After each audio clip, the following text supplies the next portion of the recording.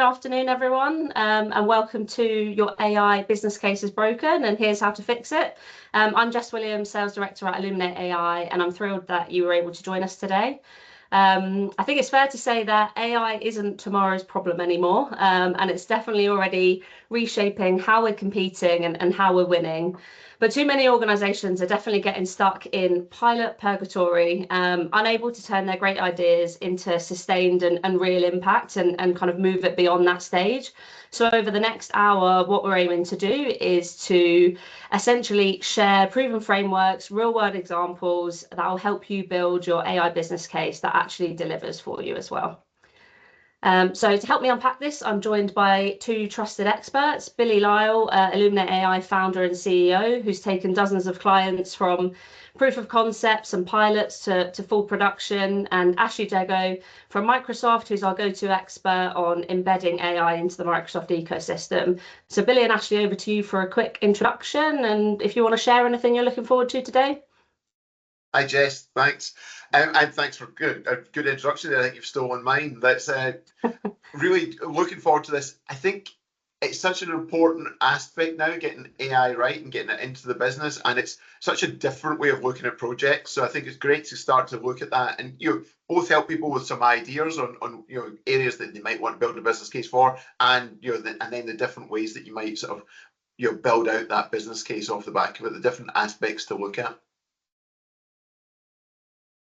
Yeah, good afternoon, everybody. Yeah, really great to be here with you all. So as Jess said, yeah, I'm a corporate sales executive in Microsoft, been into the company just over 11 years in total. So worked across most of the Microsoft products, but current focus is on our business applications, so Dynamics 365, but more so the kind of embedding AI into the Microsoft stack with tools like Copilot. So yeah, really excited to be here. I think what I'm really keen for is to understand from you guys that are attending today, kind of a little bit about kind of why you're here and what the challenges are you're facing. So I think we've got the Q&A is open, and we'll have plenty of time for that as well. So yeah, interested to understand some of your experiences and how we can maybe help with those. Perfect. Thank you both. So moving on to the agenda, over the next hour, what we're going to look to take you through is to start with essentially what's going wrong, why it's not just you, and how we might be able to think about things a bit differently. Then we'll be discussing why AI adoption is so important for driving real impact as well, and even more so in the AI world. Next, we'll introduce our value framework, so the 4 pillars that turn AI pilots into clear ROI. And then after that, we'll walk through some real world examples across those 4 pillars. We'll wrap up with some kind of tangible next steps. So hopefully with you leaving knowing exactly what to do as a next step. And then finally, we'll open up for Q&A, as Ashley mentioned. So please, as you go throughout the session, please feel free to pop some questions into the chat. So without further ado, let's dive in, starting with why most AI business cases fall short, and passing over to Billy. Thanks very much. So very much, why are these things potentially going wrong? Our top reason we believe just now is how your organizations aren't as AI fluent as they potentially need to be. So when we're talking about AI fluency, what does that mean? You kind of need to be able to understand the questions that people are going to ask. What's the language? There's so much new capability that's appeared in there that people don't really know. And actually, if you're not fluent, then actually some of your business leaders are maybe actually embarrassed to ask some of those questions. It's easy for us to be in that world where you're hearing new things and just not want to ask the questions. And therefore, they're going to make it really hard to sign off any sort of business case that are sitting around about it because they don't understand some of the core components of it. And the whole thing is that it's moving so quickly that fluency is important, and understanding the pace that that's going through. If you don't understand some of the key core concepts in there, then actually it becomes really difficult to maintain that pace as well. So with the aim of starting with a wee bit of fluency, if we jump on, between us and some of the Microsoft work that's come out lately, there's been talk of 3 different levels or phases for AI just now. So level 1 being very much right about productivity. So that'd be using something like Copilot or one of the tools, ChatGPT. And so the human beings just out asking those things questions and moving forward with it. And Microsoft's prediction, from their study, is about a 1.5 times productivity gain. So that's still massive. In that space that you can go out, use those tools, and start to get that productivity gain. Part of that is absolutely knowing some of the ways to use it. It's not just in the world of actually putting it out there that and assuming that people know how to use it. It's not quite like Google. You need to learn a little bit about how to use it to get the most out of that. Then level 2 is actually where you take it beyond just a co-pilot, and it's the system is an agent at that point, and it is trained on how to do some specific tasks for you. So it maybe got access to a CRM system. So you still get a human being at the front end asking, what's my latest opportunities that are here? What's the top opportunities I should look at this week? And it knows to go and look at the CRM system. It knows your opportunity type pieces, and it'll start to bring that information back. And you can imagine that building out across all sorts of different things in your organization. Being that leads, being that customer service updates, case updates, all these sort of things that you can build out round about and really get that 3 times productivity gain. So that's where the tool knows what it needs to do, and you're asking those questions. The next level, which is your 10 times productivity, is the prediction off the back of that, is level 3, and that's actually where those agents effectively you've built enough confidence in them and enough intelligence in them that they actually pick the task up immediately. So whether that's from a trigger from one of your systems, or that's an email coming in or a chat coming in, they pick up that work and they actually do the work for you, and then only escalate out to the human being colleague when it potentially hits a decision-making criteria, your sort of threshold, or it gets stuck with something, or it's a new request it's never seen before, and then it comes out. And that's the sort of levels that we're talking about, and that's the level of change that we're talking about in an organization. One of the recent Microsoft talks was also about, we need to stop thinking about can we get a 10 or 15% improvement gain in the business, this year, next year? We're in the world where we're rethinking businesses at the level of, can we get a 10 times improvement gain, which is a different way to think about everything that we've been working on. But these are the kind of core levels that, if you're thinking about and you're talking about AI, start to bucket them into these different levels, and that starts to help you organize them in your head. And you can have conversations in the business. Do we think that's a level 1 tool, or is that a level 2 tool where it's got a bit more capability? Or are we talking level 3? How do we get to level 3 so that we can get that sort of level productivity gain off the back of it?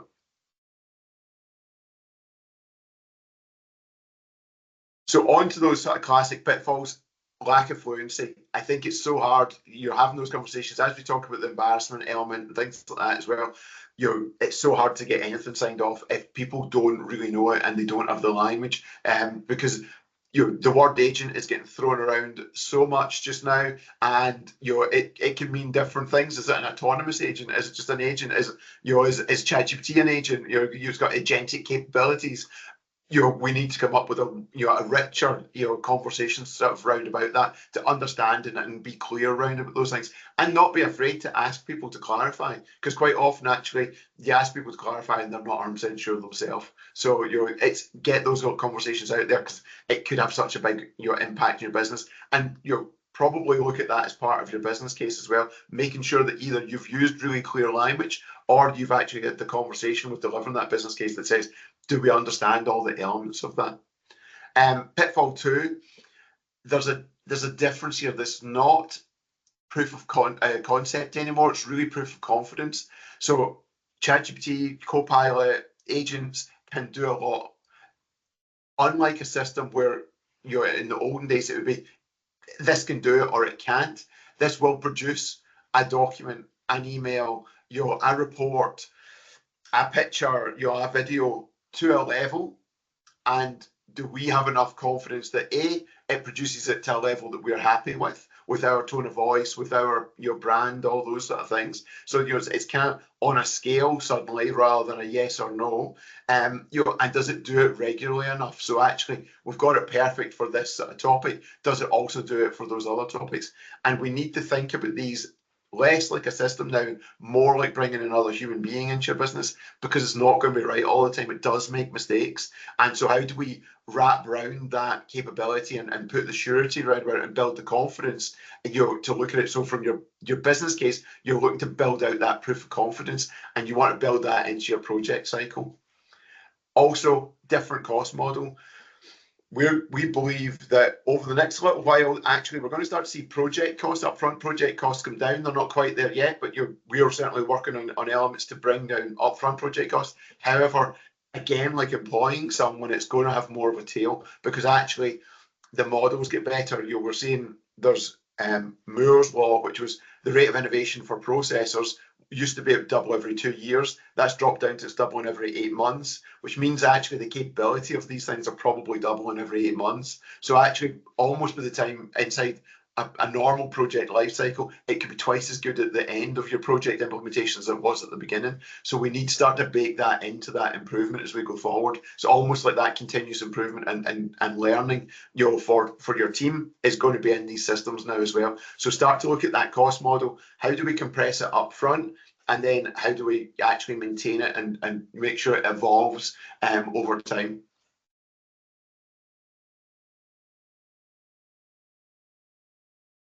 Hand over to Ash. Brilliant, thank you, Billy. Yeah, so I actually want to dive a little bit deeper into that pitfall number 2 and talking a bit more about user adoption for AI and really why it's such an important consideration when building your strategy and your business case. Now, there's a little bit of irony in my presentation because I'm going to be talking about how to get people using AI effectively. And I've used AI really badly to create some images that I'll talk over, but please stick with me because hopefully the substance will all make sense. So with the rise of generative AI services like ChatGPT, Copilot, etc., our approach as technology leaders needs to change with those. You may think that it's all about the new capabilities and their ability to transform our everyday experience, which it is to some extent, but it's not just solely that. More so than with any other technology, generative AI is about the people.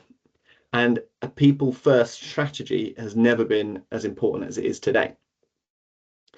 Now, the ability for you and those around you in your organization to leverage these new AI services for positive impact isn't just based on the service itself, but is actually based on the business user's ability to integrate those capabilities into their daily workflow.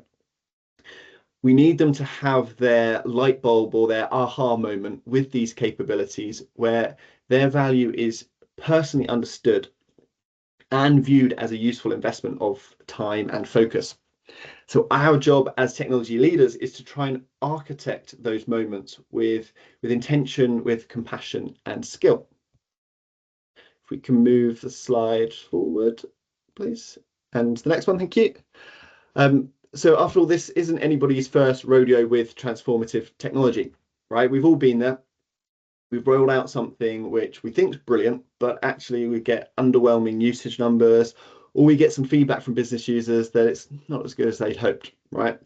And often this is because we failed to translate what is a list of features into compelling scenarios for our business users in ways that matter to them, right? So we've forgotten to articulate the why rather than just focusing on the what. Next slide, please, and the next one. Thank you very much. So in a standard rollout, you can kind of remedy this, right? So you can do campaigns, you can share success stories, you can do community calls. And like some of those traditional adoption methods are still really valuable when it comes to generative AI experiences.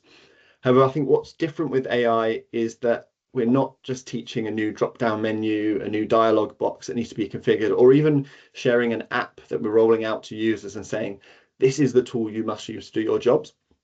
Here, what we're actually trying to do is nurture more of a relationship between our business users and their AI experience. And so what we need to do is unlock the individual's creativity, productivity, and the satisfaction of using those tools that comes from having that clear communication and engagement between them. And then this is where we see real results. And this is what we need to factor into our business case. But, it's not easy, right? Because every single business user will have slightly different methods of communicating based on their role, their background, their experience, and even their personality. And what I'm trying to say is when it comes to the AI business case, we've got to move from solely thinking about the counts and amounts of who is using our solutions and to a different measure, which is around user experience satisfaction.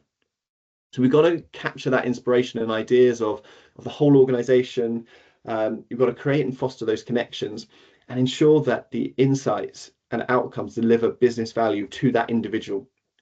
And this is true whether you're a large multinational like Microsoft or medium-sized businesses with only 1 or 2 offices.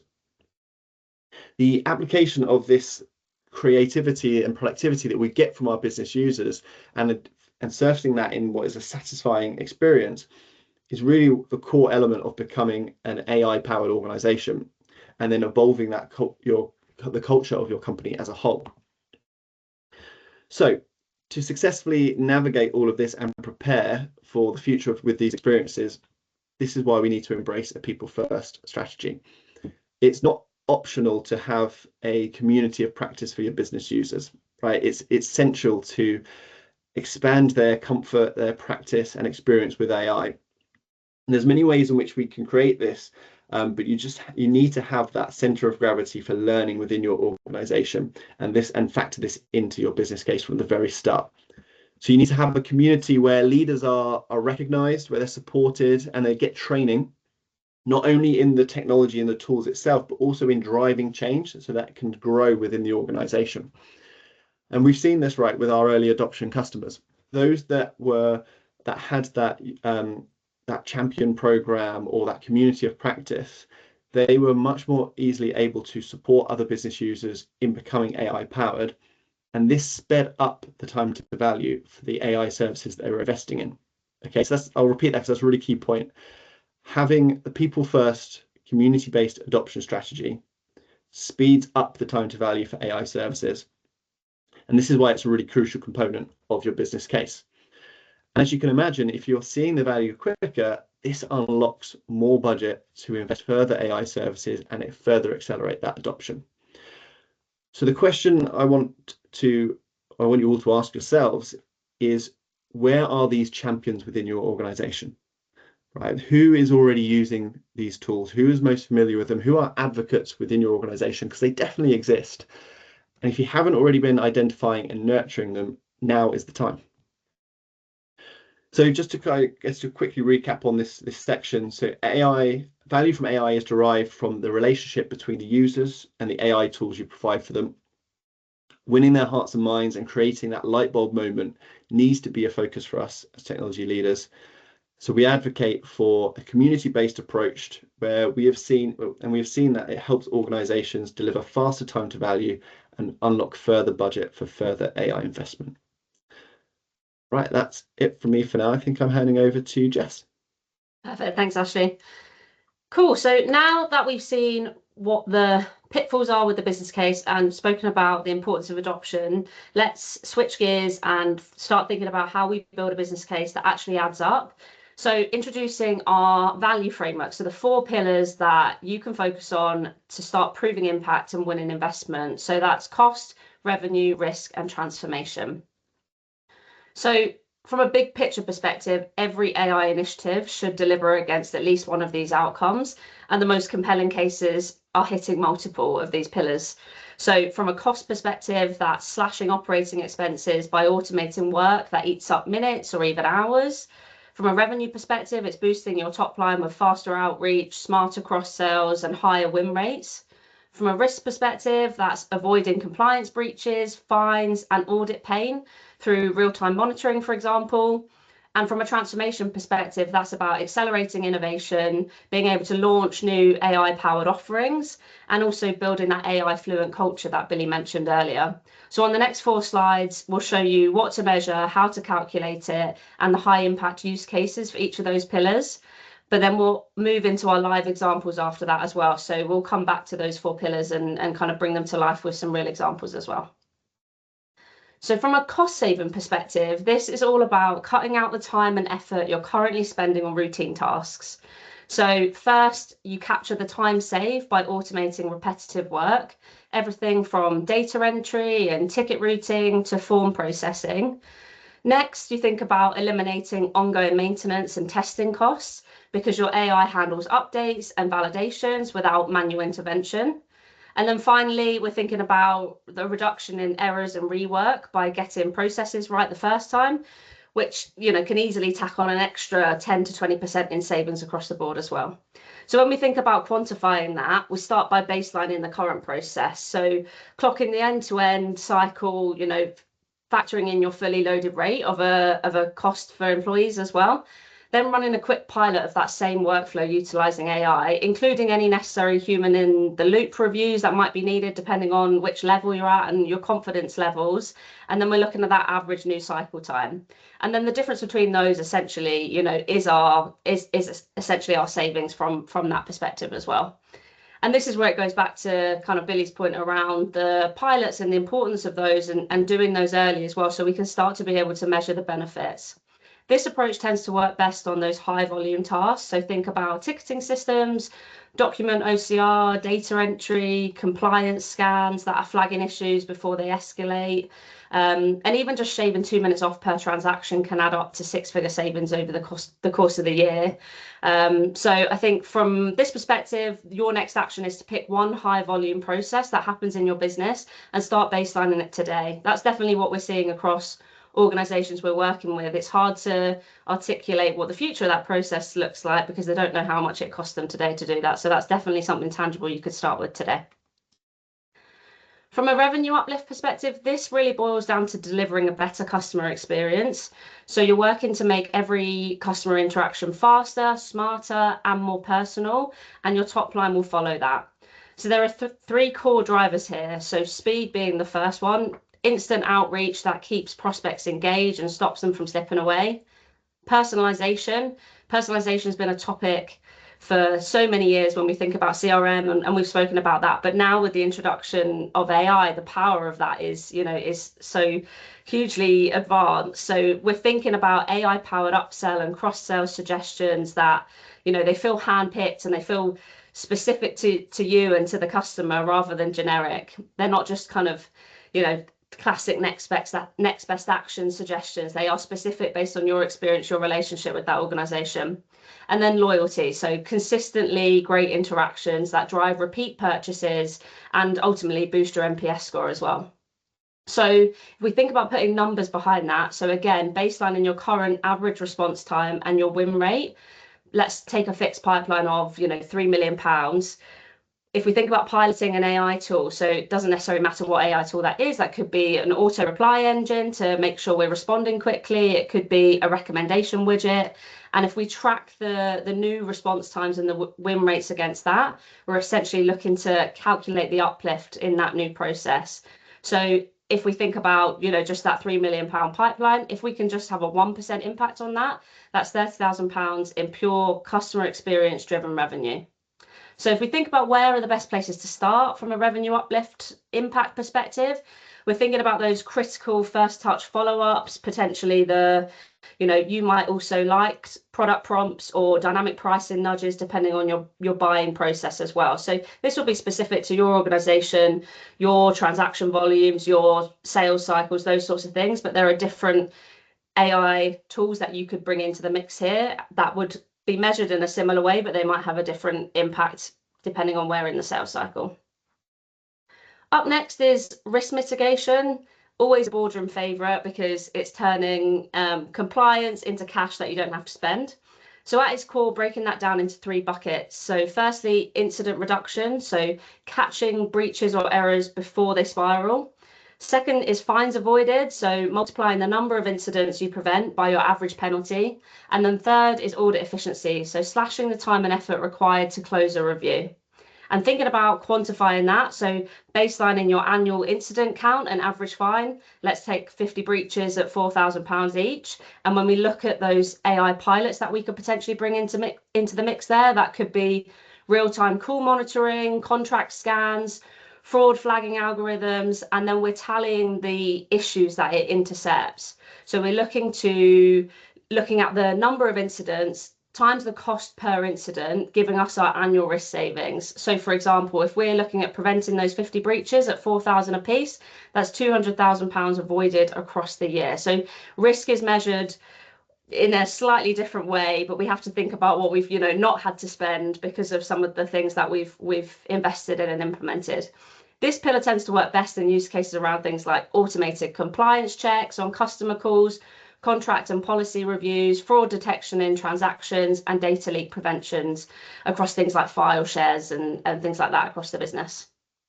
And then if we move to business transformation, in my opinion, the often underappreciated measurement in the business case, I think this is where you can think about the opportunities across the business. But transformation rests on 3 key pillars. So it's around speed to market, so getting products and features out the door faster. Secondly is innovation velocity, so the ability to launch entirely new AI-powered offerings.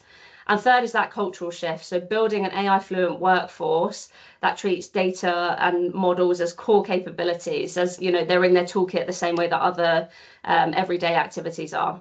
So thinking about bringing that to life again, so we'll start by baselining our current cycle times or launch counts. So for example, if we're doing 1 major release per quarter, and then we're looking at what AI toolset we're looking to bring on, that could be rapid prototyping platforms, decision support bots, or automated delivery pipelines. And then we're looking at measuring that new place and then translating that delta. So whether that's weeks saved or extra launches that we've been able to do across the business into strategic value. So more products in market, earlier revenue streams, and even secondary cost and revenue benefits.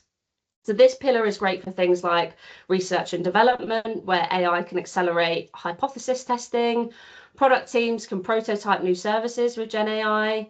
In DevOps, automating deployments and rollback analysis, and in learning and development as well. So embedding AI into that workforce upskilling. So, we're looking at things like shrinking your 12-week product cycle down to 9 weeks. So if we translate that into what that actually means, that's 4 extra launches a year. And then we're looking at the top line gains because of that as well. So risk mitigation and business transformation are a little bit harder to articulate than cost and revenue. Those 2 are the easier ones, but there are ways that we can look at risk and business transformation and try and look at the bottom and top line impacts. Perfect. So moving on to those real world scenarios, I'm going to hand over to Ashley, who's going to look at cost. Brilliant. Thank you, Jess.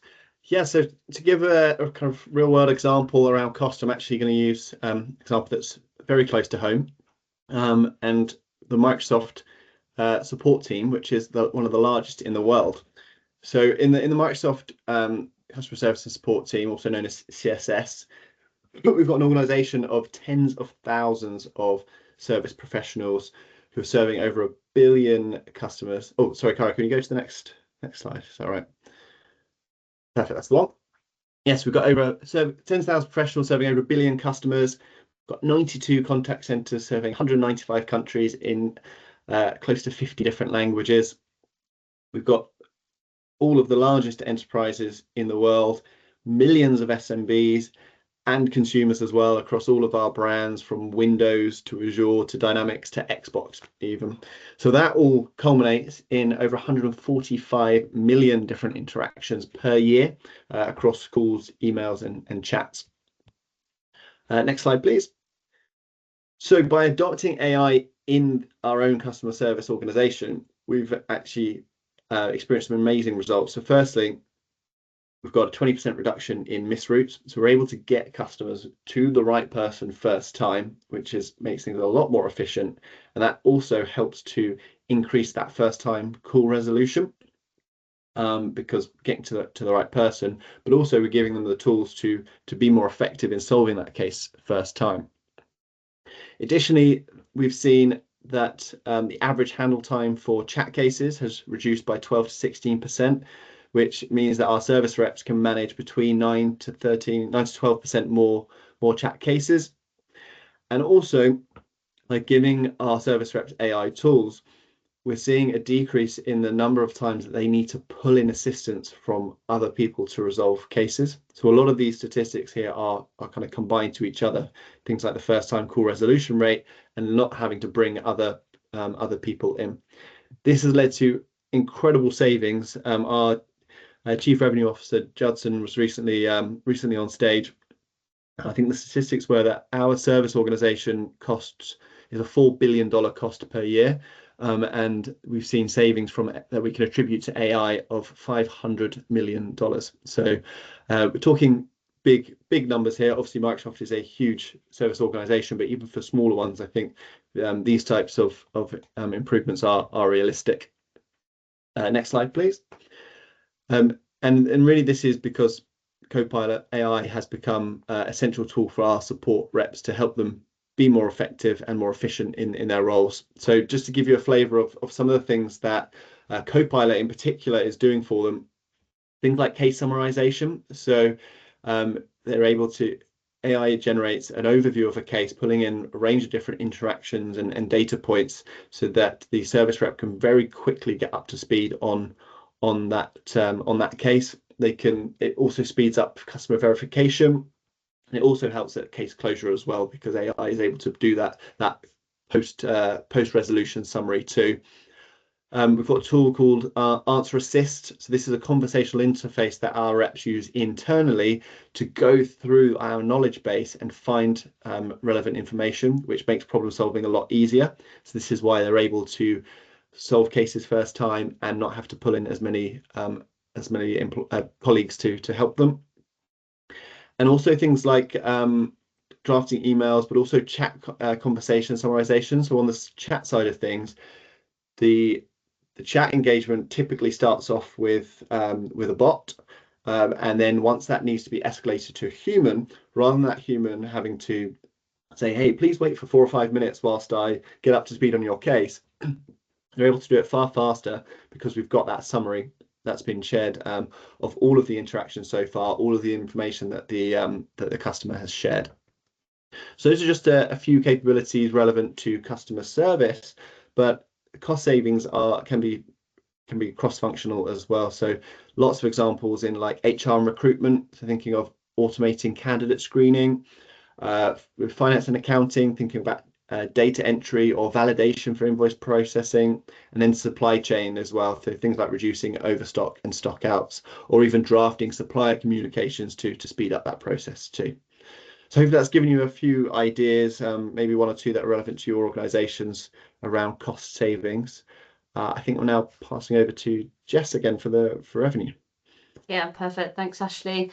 So this one's all around quantifying the digital colleague. So Billy kind of introduced the digital colleague earlier when he was talking about the different levels and level 2 and thinking about agents and how they might work. So I'm bringing this to life with a digital sales executive. So what is a digital sales executive? Essentially, it is an always-on AI colleague that lives in your CRM, your email, your chat, your phone system. And here's why that matters and why it could be worth something to think about from an investment perspective. So studies show that calling a web form lead within 5 minutes makes them 100 times more likely to pick up. So if you think about that from a response rate perspective, that's a huge potential increase if we're leaving leads there left to kind of wait till someone's ready to pick that up. And studies also show that sales reps spend 70% of their time on non-selling tasks. So that's CRM updates, admin follow-ups, internal meetings, approvals, things like that. And I can attest to that. I've been there, and lots of the job gets taken up with less customer time. So, that leaves just 30% for customer conversations. So if we can look at offloading some of that busy work to a digital sales exec, we can then touch every new lead instantly, day or night, in any language, qualify consistently, so following your exact process without kind of getting individual fatigue. And we can also hand off the hottest leads to the human team. So identifying the ones that are right to be, they might be complex, they might be sensitive, they might need to be with a human. We can do that, and we can take the bulk of them though through the digital sales exec. So over the next 2 slides, we'll plug in conservative assumptions, some conversion rates, lead volumes, deal sizes, and show you the revenue and capacity uplift you could potentially achieve with something like this, and then also how you would measure that.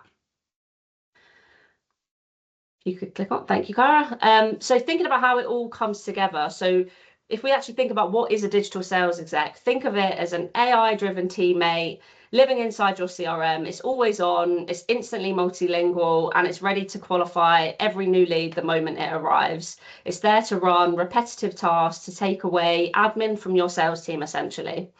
We have to, when we think about the agents, we have to think of them like a superhuman. So if we now look at the opportunity, so let's take a scenario where your marketing engine is delivering 150 leads a week, but with 5 human reps, you can only process 100 any given week. So that leaves 50 prospects untouched or with a delayed interaction. And so that's 50 missed chances. So now if we imagine that our digital sales exec is picking up even just 60% of that gap, that's another 30 leads picked up every week. And then on top of that, by offloading the 70% of non-selling busy work to that your reps are usually handling, you're freeing them up for more of that high impact relationship building conversations with your customers. And that deeper focus fosters trust, and ultimately our aim there is to drive more revenue through stronger consultative partnerships. And if we look at the key drivers that sit behind that, so we're thinking about 24/7 follow-up. So you're never missing a lead, even if it comes in at 5 p.m. on a Friday. We're talking about consistent qualification, so running that same process every time. Seamless handoff, so only the best leads go to the human reps. And then those deeper relationships, which leaves more time for strategic selling. So with these inputs, lead volume, conversion rates, and qualification consistency, if we move to the next slide, we'll start to look at the real revenue and capacity impacts and try and bring that to life with kind of more pounds and pence. So in a world where we're before our AI sales assistant, we've got those 5 reps that have worked through 100 leads each, at a 10% win rate. So closing 10 deals at an average of £23,000. So that gives us about £230,000 in revenue across the week, across the team. After adding in the digital sales exec, let's assume that the admin time falls from 70% to 30% due to less time spent on those low value internal admin tasks. The digital sales assistant can support with those tasks. So now freeing up that human time. And allowing them to have those deeper conversations, and in turn allowing them to boost the average deal value. If we take a 5% assumption for now, that takes us to £24,150. And at the same time, the bot is handling some of those extra leads as well. So if we assume they're handling an extra 30 leads at a 15% conversion rate due to the faster response rates and the consistent qualification that we can expect from the digital sales exec, then we'll be delivering 5 more wins via the digital sales exec a week. So those changes lift weekly revenue from £230,000 to £362,250, which is a 57% jump worth an extra £132,000 a week, or roughly £2 million per year. And at this point, these are just assumptions. However, they are fairly conservative numbers. For example, a 5% improvement in deal size and a 5% increase in conversion rate by the digital sales exec. It's fair to assume that the more advanced the digital sales exec gets, the more knowledge it has, the more tuned it gets to your business, the potential for impact grows. And that aligns with what Billy was saying earlier around the innovation cycles and how quickly that they're going. Any investment in these sorts of things, we would expect those percentages to improve as we invest more and we spend more time doing that as well. And all of that flows from those 4 key drivers. So processing more leads, speeding up follow-up, increasing deal size, and smartly routing only the highest value prospects. So if you can have a think about your own business and your own business numbers and those key drivers, and think about what a digital sales executive could do for your team's revenue. So that's just an example of a digital colleague to try and bring it to life from a sales executive perspective, but there are lots of other examples as well of where digital colleagues could have an impact across the business. And I will hand over to Billy to talk about risk.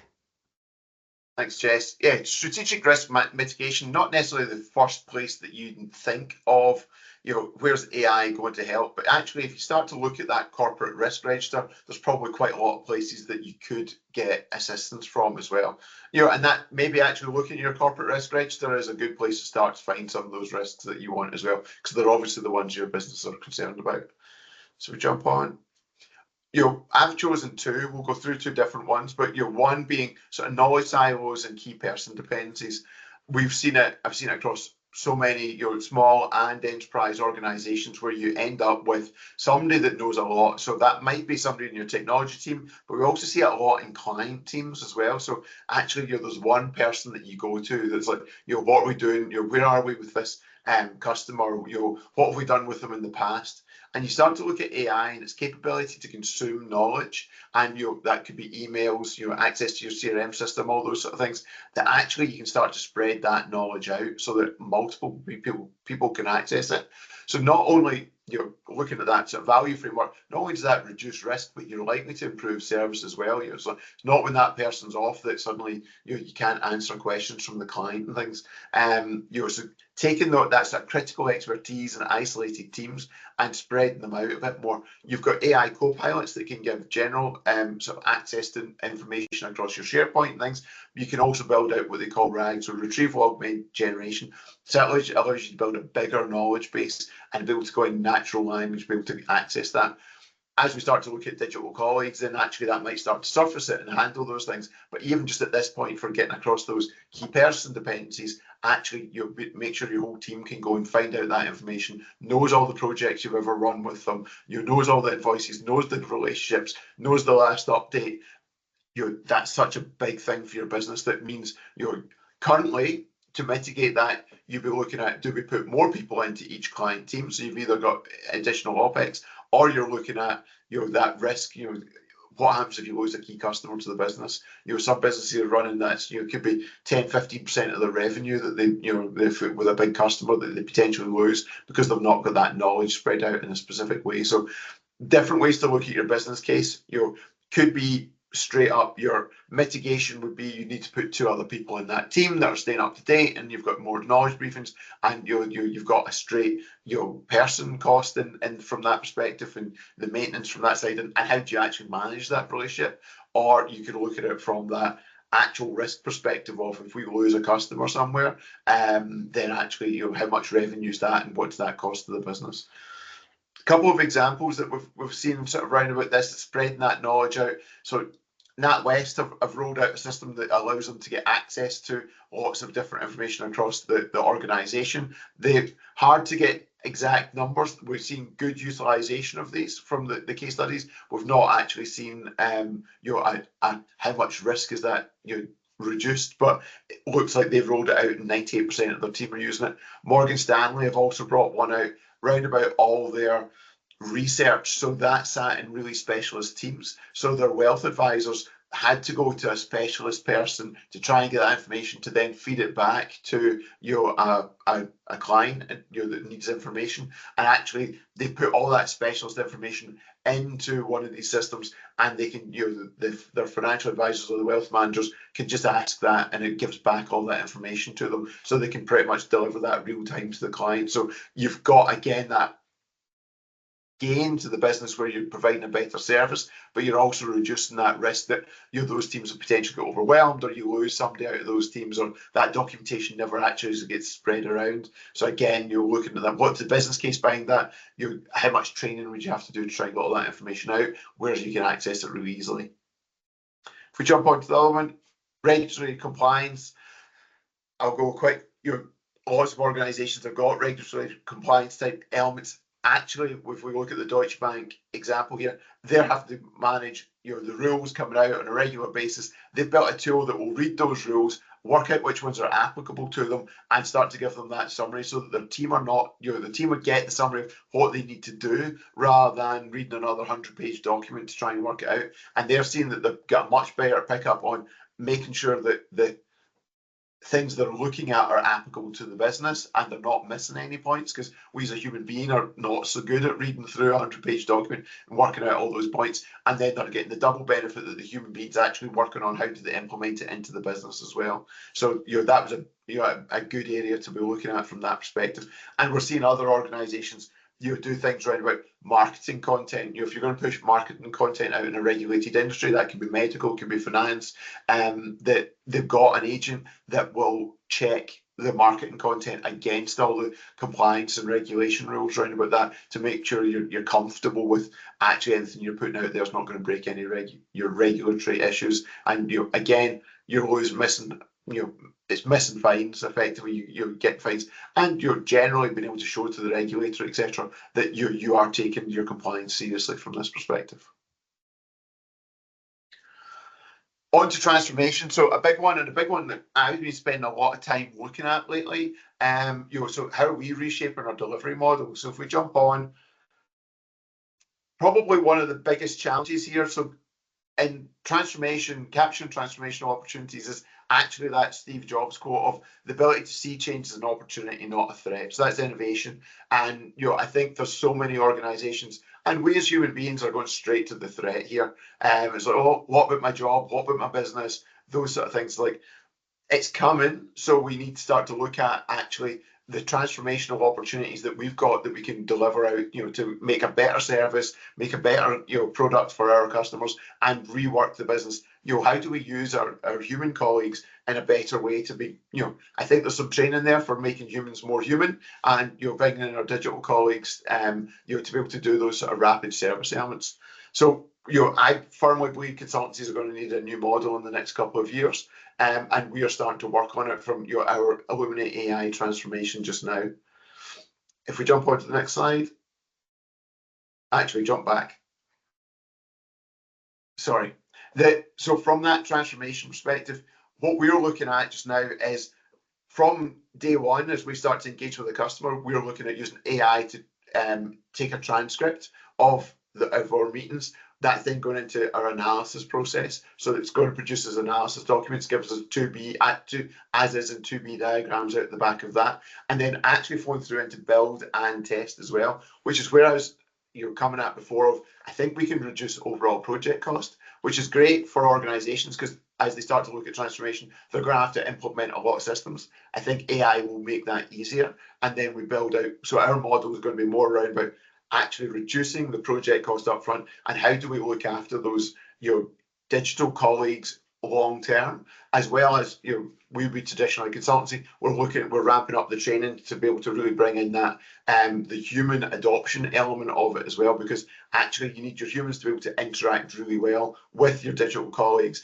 and be fully embraced, that all the possibilities of assistance through the different levels. So we're looking at that as a big opportunity for the business just now.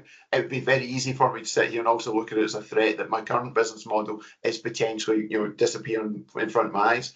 But you flip it on its head, and actually there's an opportunity for us to be able to assist a lot more organizations, and come up with a new way that we're going to deliver projects and services that to add more value.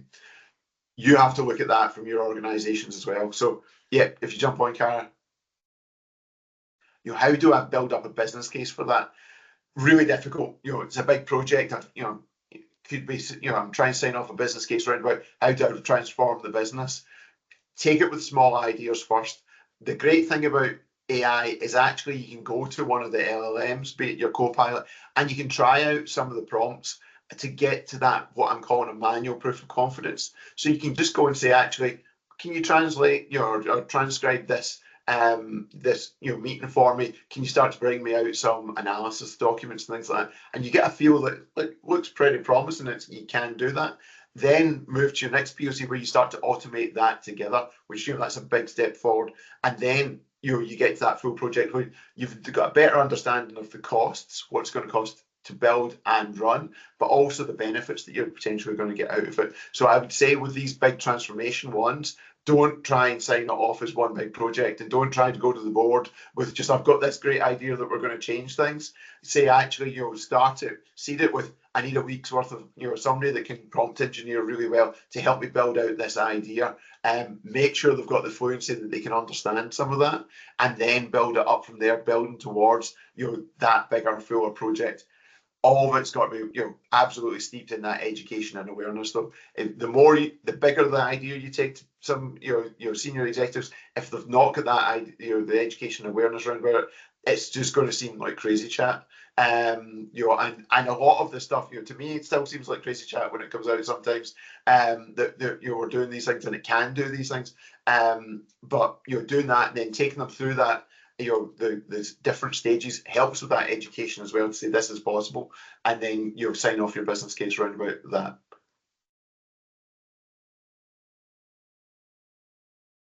Perfect. So if we think about what's next, if you can move on to the next slide, please, Cara. Thank you. So we've kind of gone through most of the content now, and if we look at where we should actually start in terms of moving forward. So definitely think about boosting your AI fluency across the business. So if you feel like that's not where it needs to be, training, using the tools, getting comfortable with it across the board is definitely our recommendation of where to start. A lot of organizations are there already though, and they are using these tools for personal productivity, using things like Copilot and so on in their meetings. And actually, if you're an organization that's thinking about how do I move from level 1 to level 2, there's a couple of ways to engage with us to be able to move that forward. So one of those things is around a vision and value workshop. And really what that's to do is, you know, for you guys to invest a few hours into a deep dive where we align on your key strategic goals, map your top use cases to that 4-pillar framework, and sketch out a high-level ROI roadmap. And really that is to identify a way forward. You know, we've got some ideas, we think there's some use cases here, and we think there's some ROI, but how do we turn it into something tangible? So that would be a really good starting point. Or actually, if AI is a strategic initiative within your organization and you want to carve out a bit more of a kind of strategic plan, you know, across a number of weeks with more stakeholders engaged from your side, then we do have a strategy package that we work with organizations on. And actually what that's around a little bit more is a full engagement, including leadership education and discovery, data gathering, stakeholder interviews, identifying those high value use cases, and then a clear rollout plan of, you know, what is just, if we invested in training, we'd be able to answer some of these things versus what are projects and things that need to be built on as well.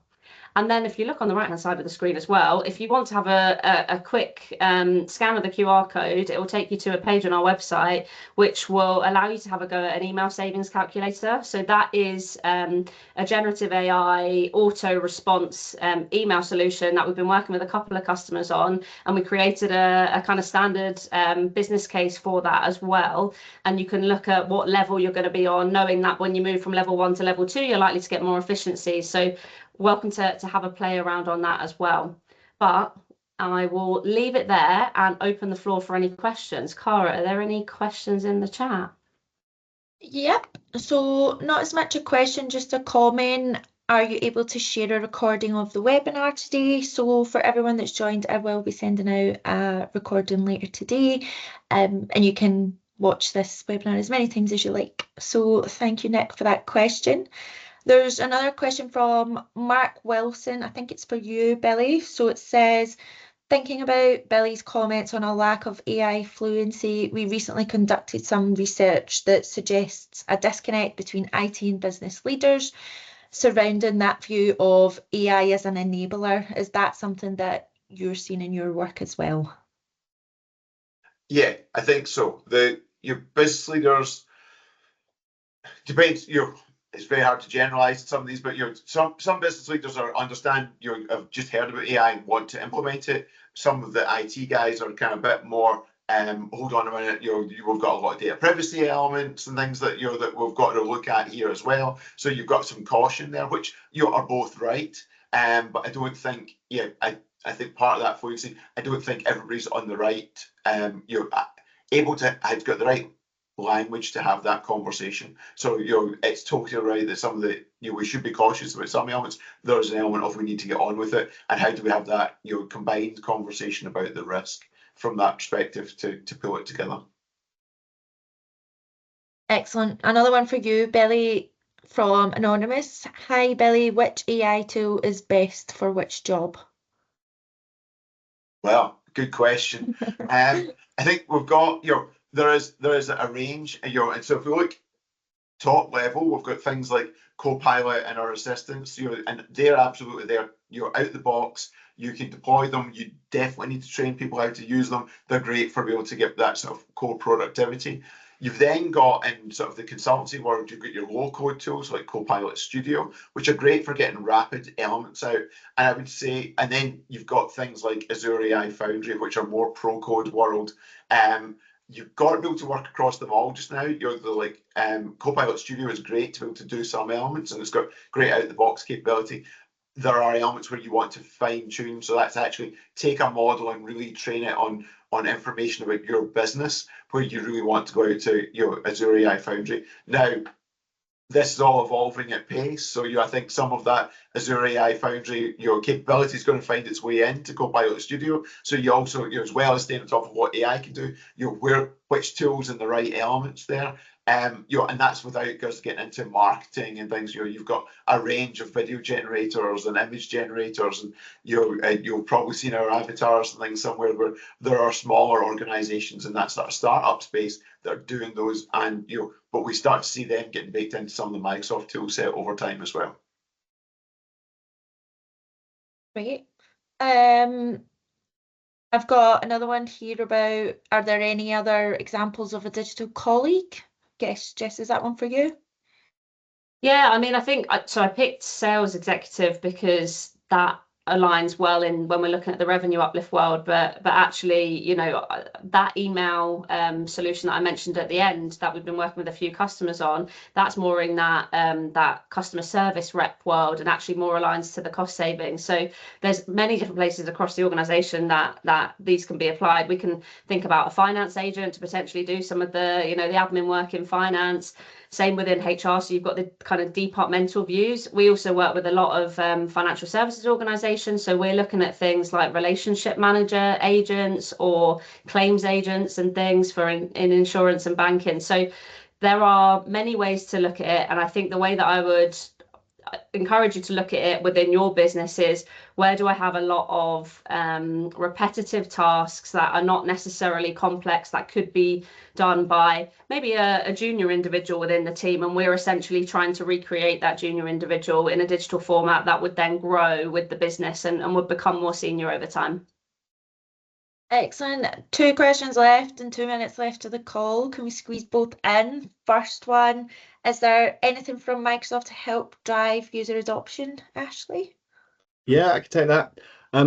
So, I mean, go-to place would be the Microsoft Adoption Hub online. I think particularly when we think about that level 1 user adoption, getting people confident with it, it's a great place to start. There's a whole range of tools and resources for all parts of your business, really. So things like an AI strategy roadmap, it'll help you to develop that. Guidance on creating your champs programs or an AI governance council.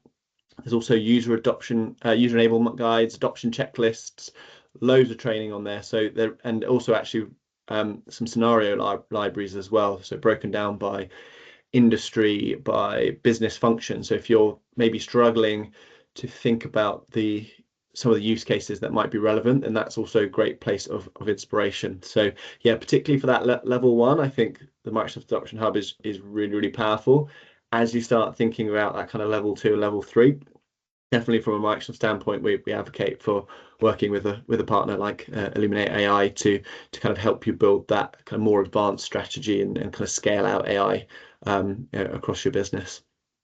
Excellent. And last one, just very, very quickly, what are your views on the organisations that have adopted AI heavily, then backtracked? Example, Klarna. If anyone I can pick that one up. I think there's. I find that is a really interesting case study, that one. On, I wonder whether some of their the pushback on that is because they were so public about how many people they were laying off. So actually, that would just drive bad customer sentiment. Could be that.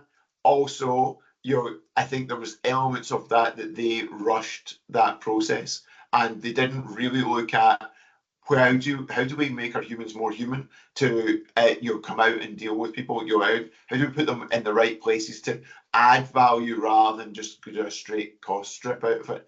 I heard that they did things like they hadn't worked out how to manage, they were calling it state. So actually, if you were dealing with a digital colleague and you did pass over to a human colleague, you had the human colleague had no knowledge of what was happening from the digital colleague. So actually, there was flaws in that plan. I think they went a bit too quickly on it. I think they did give us a view of actually what can be achieved, but it needs a bit more thought is in there as well. And I think that from a business perspective, we need to think about what do our customers want, and it's probably deeper relationships with your human beings, but digital colleagues picking up manual labor things to make it easy for them, as well as elements of ease around about 24/7 and you know, and multilingual as well. Brilliant, excellent. Okay, thank you so much. Thank you to everyone for joining. Thank you to our speakers, Jess, Billy and Ashley. There's details on the screen there if anyone has any other questions you want to follow up with, and I'll be sharing out an email with a link to the recording later today. So thank you. Thanks all. Thank you all. Brilliant. Thanks, everybody.